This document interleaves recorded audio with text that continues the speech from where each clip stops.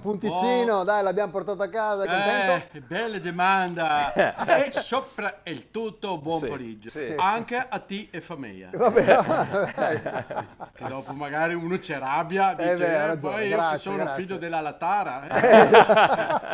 Ma è un pontecino del Menga, dai.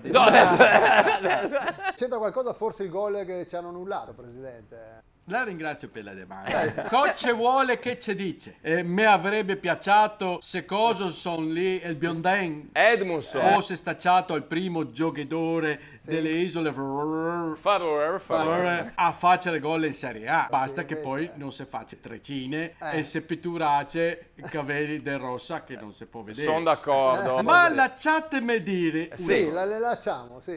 l'arbitro ha un termovalorizzatore de Cadelbue a posto del cuore. Ma no, Perché io ho rivisto la Mo Purple, sì. la Mo Viola. Ma dai, sì. Che cassaggio. La rivista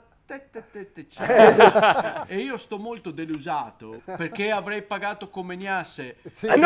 per darci dispiacere a De Sì. Francisco. Di Francesco, sì. Perché Sì. mi sta simpatico come Sì. quando ti arriva una multa da 500 euro. Quanti?